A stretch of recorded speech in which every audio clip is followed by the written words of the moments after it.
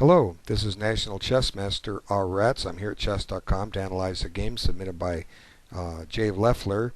This was played at another server using his other name, webdevjay, and this game was played with the time control of 45 minutes for the game plus a 45-second increment.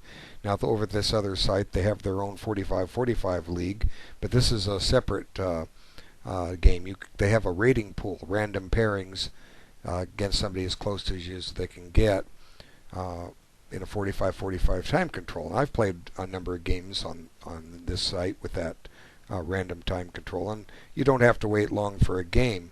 A lot of the people that play, they play quickly. So if you're willing to take your time, chances are you're going to do well if you take this pool up. If you play quickly, then what's the point of playing 45-45? Just go play a 15-minute game or something.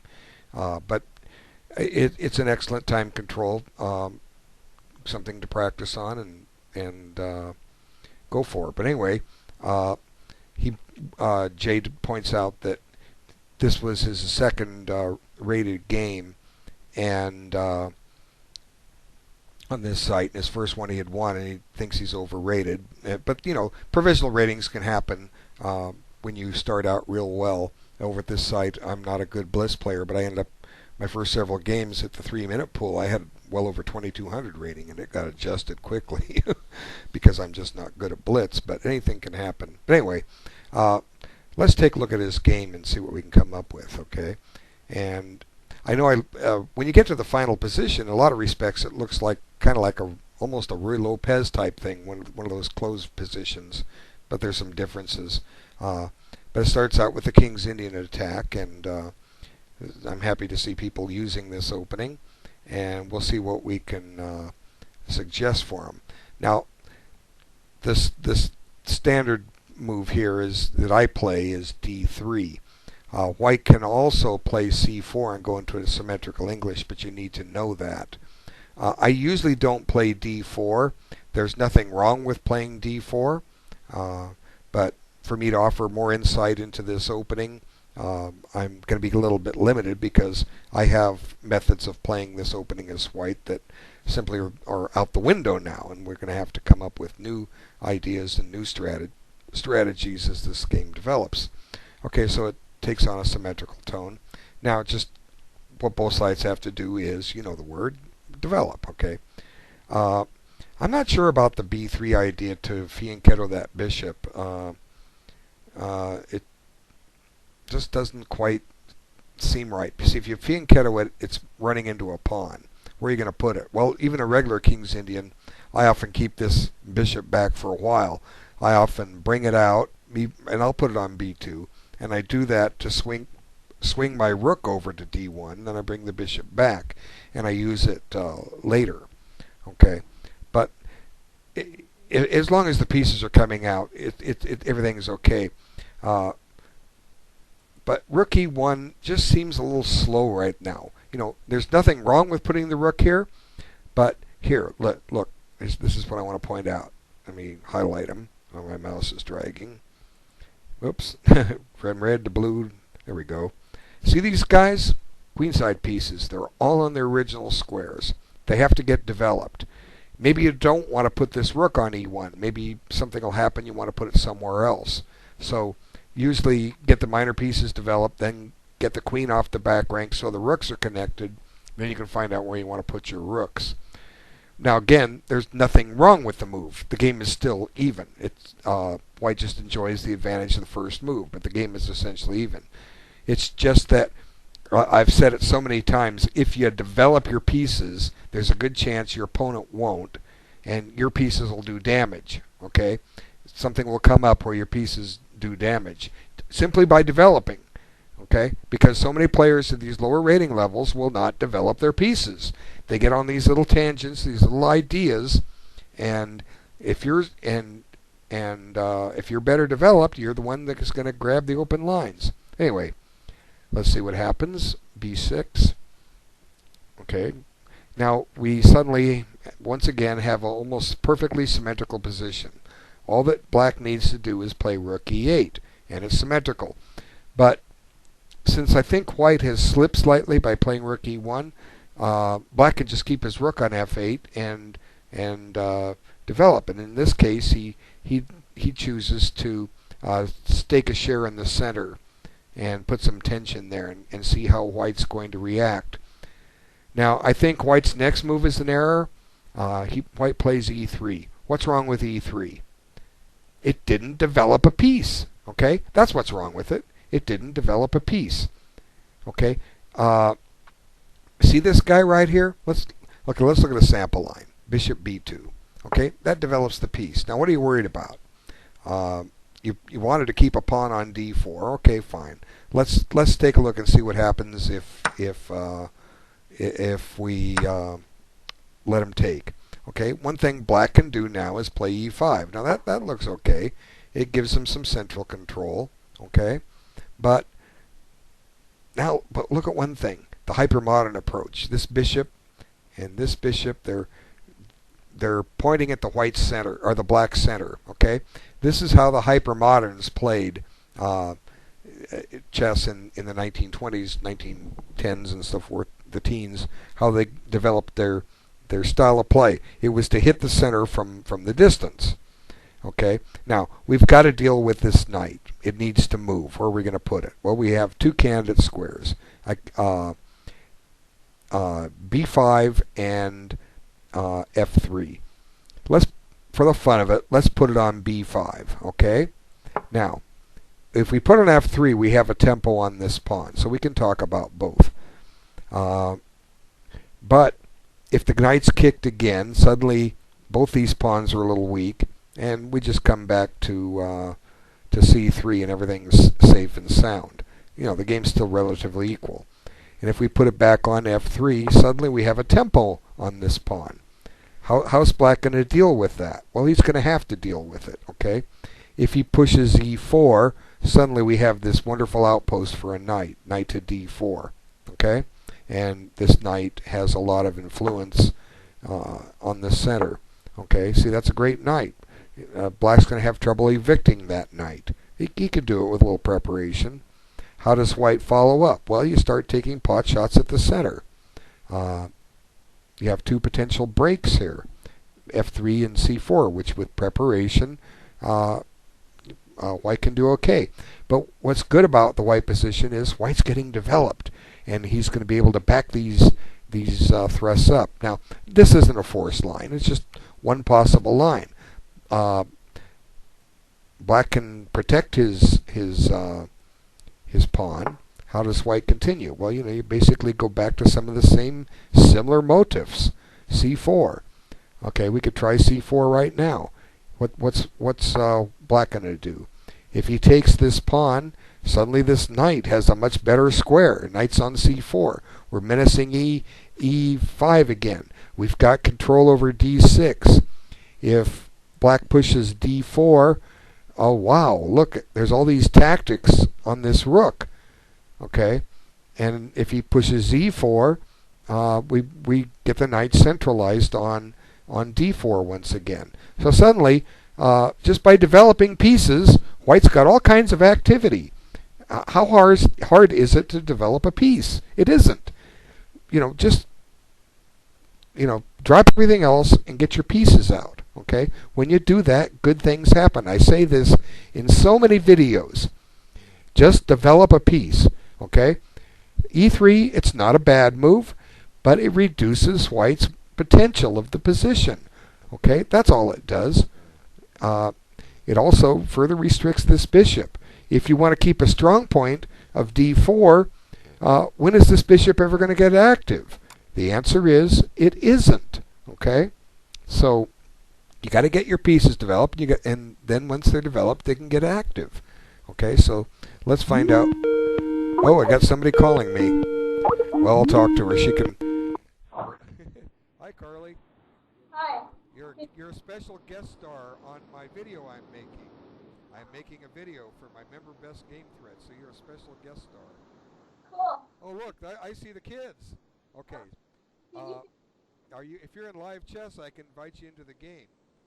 No, that's okay. Can you see me? Because if other people are having a hard time seeing me. I see you. You look fine. And I see the little one. Hi there. Hi. Say hi. Hi. Hi. You know what? You're all going to be on YouTube. You're going to be YouTube sensations. I won't put your pictures on the videos, on the video part, but they'll hear your voice.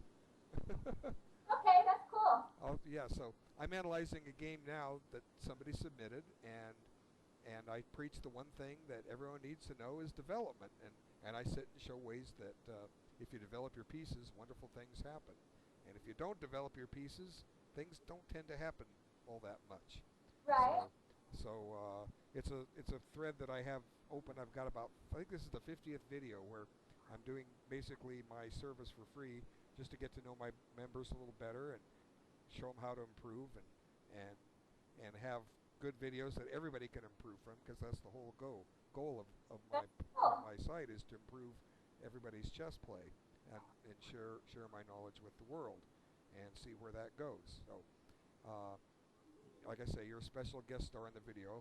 It's 11 minutes in. I'm not going to stop it just because you're in. I didn't have to take your call, but I thought it'd be kind of fun to take your call and make you a YouTube star. I've had other people drop in on me unexpectedly. When I was living up in the upper high desert, my neighbor who was about to give birth came knocking on my door, needing a ride to the hospital, and I put her on. Say, here, Amber, say hi to the chess world. Hi, everybody. That's funny. So you're not my first guest star, and you won't be my last. People drop in on me all the time when I'm doing videos. So anyway, I lost your video feed. I don't see it now. I guess you have a group people. Some people on the call need to get Skype 5.0 or higher to use group video. That's what it's giving me a message. Well, I don't need 20 people talking on here. But sorry for the interruption. For those watching the video, Carly, if you watch the game, you can see what I'm talking about. But I have to get back to analyzing the game, and because people are going to want to see this video, and this little break in there is just more could be kind of a distraction. But I'm talking about development. White missed a chance to get some activity for his pieces, and tried to maintain a strong point of a certain square, and could have taken the hypermodern approach, allowed black to have a pawn center, and had a couple of bishops that just raked the black's pawn center, and white would have all kinds of activity. Instead, as it turns out, white's pieces are fine, but they don't have a lot of scope and a lot of potential. And the more squares your pieces have available to move to, the more possibilities of combinations and good piece coordination and attacking chances could come in. So let's see, where am I? Okay, so black plays bishop a6, seizing a long diagonal. Now notice that for those watching that see the video, black didn't choose to fianchetto the bishop, where it would be blocked by the pawn on d5. Black has posted it on an active diagonal. It's not threatening anything, but the bishop has scope. And now white does the same, and very symmetrical positions still, just very minor differences. Now, white's breaking with e4. Is this a good idea? Yes and no. I was talking about breaking the center already, but white's still not completely developed. This rook on a1 is still sitting there, and the queen on d1 is still sitting there. And it's not certain how this queen is going to get developed yet, because queen e2 is out of the question. It drops a queen. Okay, so before white breaks the center open, white should complete his development. So how do we do that? Since black has taken away squares from the queen with bishop a6, maybe the correct break would... Carly, we just lost her. Okay, so the correct break would be c3. And by playing c3, this gives the queen a square. But then again, the queen's running on the same file as this rook. So things could happen if black takes. This c-pawn would be pinned, and maybe black can muster up some tactics. So some of these opportunities are a little tougher for white, because white didn't develop at the moment that he could have. You know, the the pawn to e3 move was a wasted tempo, and I guess to some degree you could say the rook to e1 move was a wasted tempo. But the move can still work out. Okay, let's have a look and see what happens. Now black plays symmetrical. Now this next move is interesting, and I'm going to talk about it for a moment. I've actually played the pawn to this square in a King's Indian attack, and then I was giving lessons to somebody, and I said, "Don't do this," and he did it, was doing it, and ran into some trouble a few games, and then he found the game that I played where I did it. He says, "You're telling me not to do it, and you do it. Make up your mind." And I looked at that and said, "Gee, you're right. I did do it, and yet I'm preaching against it." Now, what's wrong with it? Okay. Well, it's a little different than a normal King's Indian, but what's happening here? Let's look at black's move. He needs to play knight h5. What's happening here is white has set up this pawn chain, and black is attacking the pawn chain. Okay, black is attacking it with a pawn on c5, and black at some point has another attack on the pawn chain with f6. And this is how my student ran into some trouble in his particular game. His opponent got both those moves in and just tore the center apart, and because he was better developed, the black pieces just swarmed on white. So notice that in this position, black has pawn breaks. He's got one done already, and he's getting ready to do the other one. Where's white's break? Okay, let's talk about that. Where's white have a pawn break? Well, one is a ways away, and it's pawn to f5, and that's a long ways away because this knight's in the way. The other pawn break is c4, and but for the moment, black is quicker poised to do his pawn breaks than white is. Why is that? Well, it's because the white pawns are farther advanced, and black had already played a c5 move ahead of white breaking with e5. So that's why it's true. Okay, so white sets up the pawn chain, trying to maintain a strong point on d4. Now, here I think black slipped up with e6. He doesn't understand the theme to play f6 and assault that center. So I'll leave that for, well, let's just take a quick look. f6. Okay. Black's threatening to bust up this pawn center. Okay? And if white takes back the pawn, black will end up with a 4-on-3 queenside pawn majority. Okay? And eventually he's going to have to take with that pawn. Simply because white doesn't, black has minor pieces on that, and white can never retake with his rook without losing material. Okay, so black doesn't play it correctly. He plays e6. Now, one thing, though, this does, even though it more or less takes away the f6 pawn break, it doesn't entirely get rid of the f4, f5 pawn break that white has. White just needs to prepare it with g4. Okay? He slowly roll his pawns up the board. And it's easier said than done. Okay, it takes a little preparation to get there, especially since white's not completely developed yet. You need your pieces developed so when the lines open up, you're ready to take advantage of them. Okay, so white develops his rook. This is good. And then black opposes dark squared bishops. Now, a dark squared bishop trade would be good for white, simply because these pawns are fixed on dark squares and they're in the bishop's way. White would rather trade dark squared bishops than white, and I think he makes a comment he wanted to get rid of the white squared bishops. Well, this is the bishop you want to keep because this bishop is going to be limited. Right now there's 5 pawns on white squares, okay, and all those impede the mobility of this bishop. But in reality, you don't want to trade any bishop now. You want to keep your pieces on the board and see if you can get things maneuvering. White's objective should be to, you have to prepare for it, but pawn to f4 and g4 and then try to play f5. Let's see what happens. Okay, so c4. Now, white's lost a tempo here. That pawn could have gone to c4 originally, but here he's saying he wants to trade his knight for the light squared black bishop. It's a pesky annoyance. Well, yeah, it's keeping the queen out of e2, but pawn to c4 would have done that too. Okay, so let's see what black does.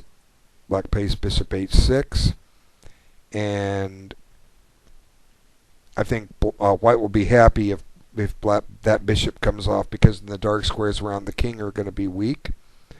So he unpins the knight and prepares to double on the file if need be. Black does the same. Now bishop comes back to c1. This is good. Let's trade the light squared or dark squared bishop if we can. Knight g7. Now, I think at this point white comes up with this. This is good. Okay, I think taking the bishop on h6 will help me develop my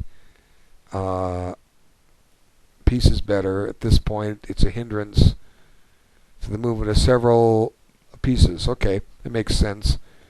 Both the black bishops, they're the ones raking the board.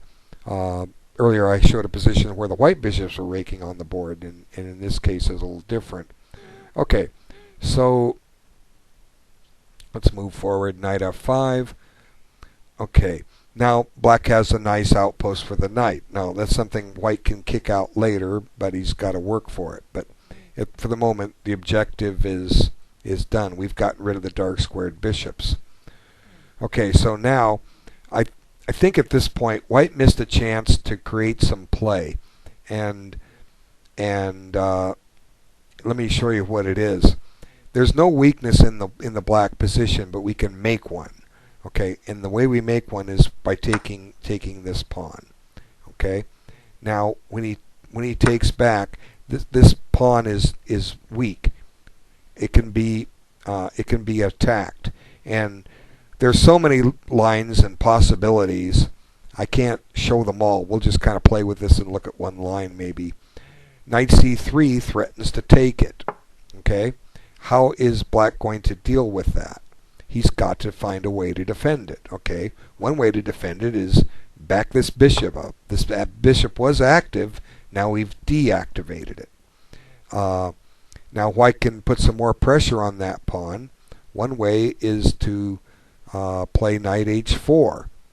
Okay, what does knight h4 do? It opens up the bishop. Now black needs to defend it. Okay, now we bring this knight back to f8, for instance. Okay, and that defends this pawn. White can put another attacker on that pawn, the queen, and maybe this is actually close to winning a pawn. If pawn takes, rook takes. Now we've got an isolated pawn here that's a target. So what's the common method to deal with an isolated pawn on we call this the queen four square in descriptive notation. Here it's d5. How do we handle an isolated pawn? Well, we blockade it with a knight. So now the move would be knight f3 followed by knight d4. So let's burn a move for black. Let's say he puts his king here, so let's put the knight over here. That way we want to trade the knight off. Look, watch this. Knight e2. Nice little maneuver. And we're going to make sure that a knight gets entrenched on d4. Okay, now let's suppose black offers a queen trade. Well, this is fine for white. This just helps him. Black gets this open file, but white's going to keep black out of it. Okay, and I'm just trading pieces here to illustrate a point. Boom, look at this, success. We've got the isolated pawn blocked. Black cannot come rook to a c2. What can black try? Knight e6. Well, guess what? We're going to go pin it. Okay, and now no, we can't do that because the bishop's guarding c8. Darn it. Darn it, darn. Okay. Well, let's So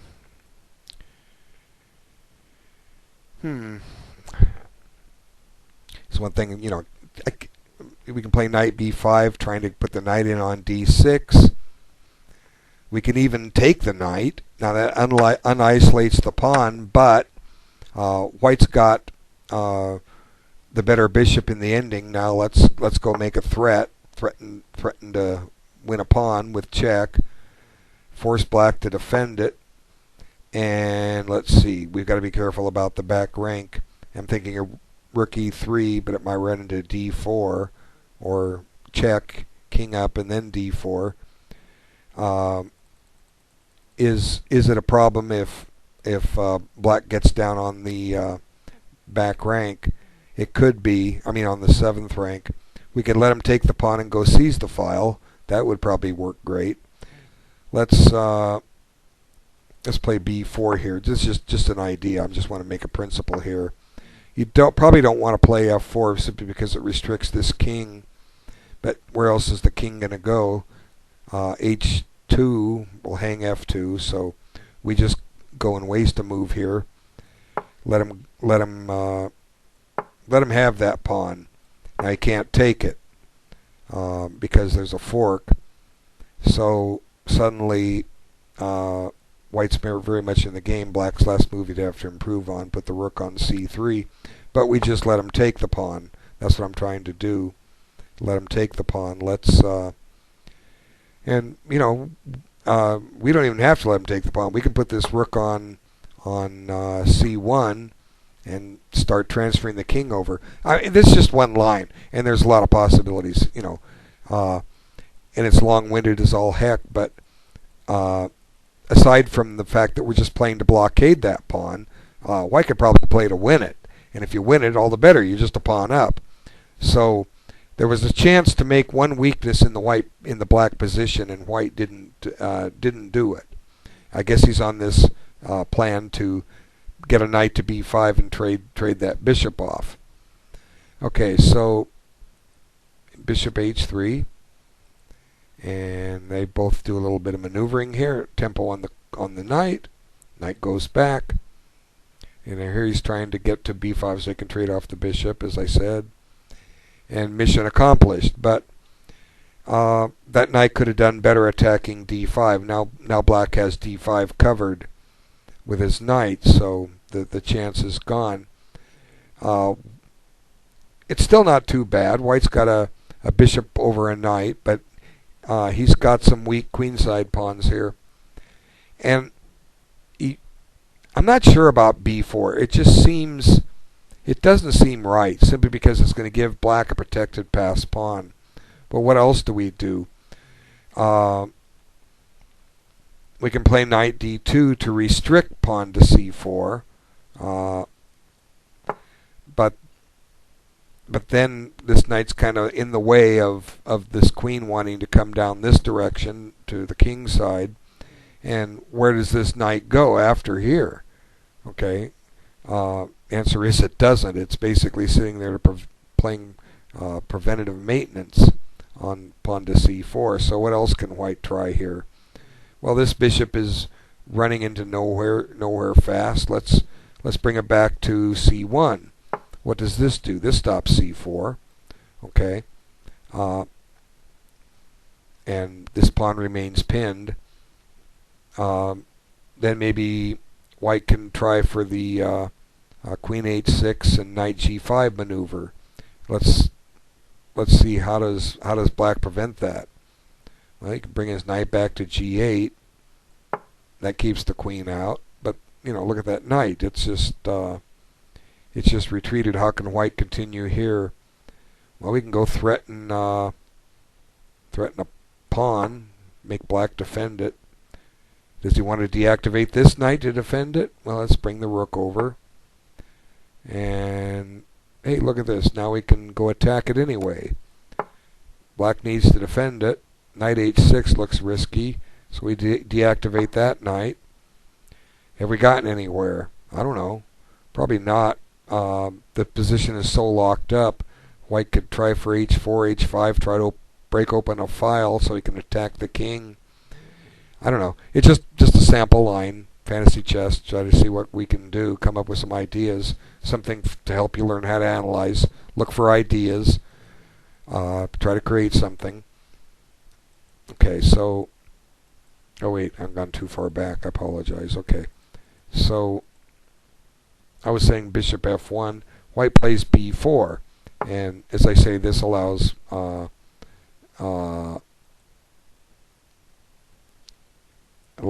black to get a protected passed pawn.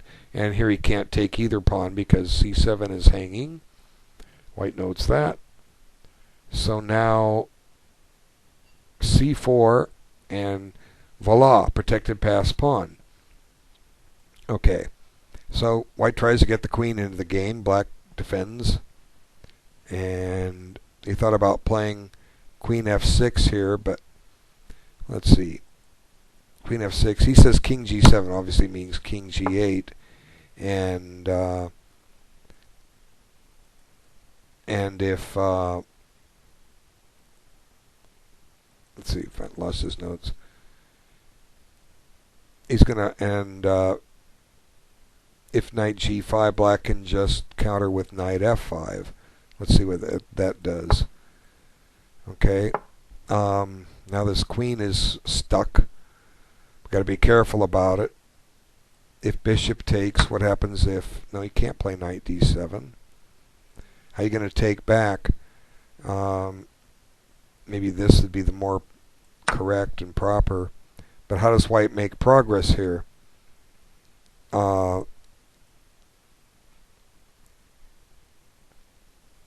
it's not clear how black can evict that queen. Maybe we want to play h4 and h5. It's an idea. I don't think queen f6 is as bad as you might think it is.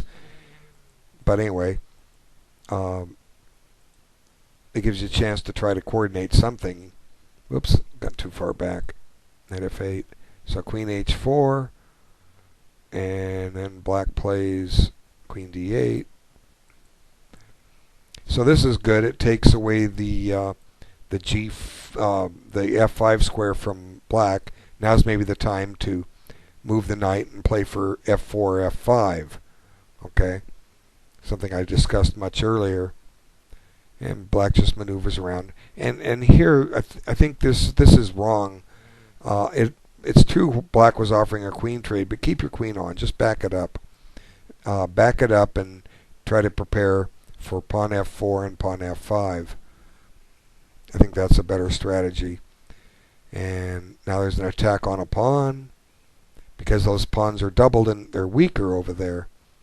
And here attacks another pawn, and white says he should play a4 to guard it. He missed it, but then the b4 pawn becomes weak.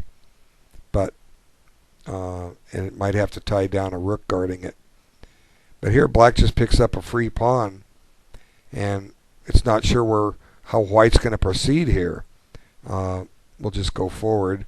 Now a knight would be a better blockader of the pawn, but it's going to take a while to get it there. Knight d2 to b1 to c3. Rooks generally aren't good blockaders. And here, after rook b1, he says his opponent offered to draw, and he accepted. Well, generally, it's black's move. If black is offered to draw, and you're online, his clock's ticking. Don't accept it yet. Make him move. Okay, he might play a blunder. So you're entitled to see his moves. That's my first bit of advice. Let him take the let him make the move. You never know what he's going to do. But I think honestly a draw is a good result for white here because black has all the chances. Simply because black has the extra pawn. Now how does white make progress? Well, I was playing around trying to get this knight to f6. See this knight? I'd like to get it to f6. How does it get there? Looks like g4 is the only square. How does it get there? Well, it's got to get there from either e3 or h2. And h2 is covered. So, 1, 2, 3, 4, 5 moves to f6 that way. Well, it's quicker if it goes h3. 1, 2, 3, 4. So that's a lot of moves. Black has time to do something. So then once we get the knight to f6, chances are black's going to have a knight outpost on f5. which means white will have to spend a tempo moving the queen. You got to get rid of that knight. How do you get rid of the knight? Well, the bishop can't get to d3 to threaten it. If the pawn's on h3, we can't get there. We've got to go to e2 and g4. So that's a lot of moves by white to set that up. Black gets a lot of moves. Let's strive for that plan with white and try to make good active moves for black. Okay, let's just try this move. We'll see how this goes. Then we'll finish this video off and see what white can do, if anything. Okay, h3. Now let's play to get the A file opened up. Okay, let's double up. And look, we got the knight in there. Okay, we're getting it there. Now it's black needs to get a knight to f5. Okay, so now knight to f6. We've got the knight there. We're attacking the queen. Where's the queen going to go?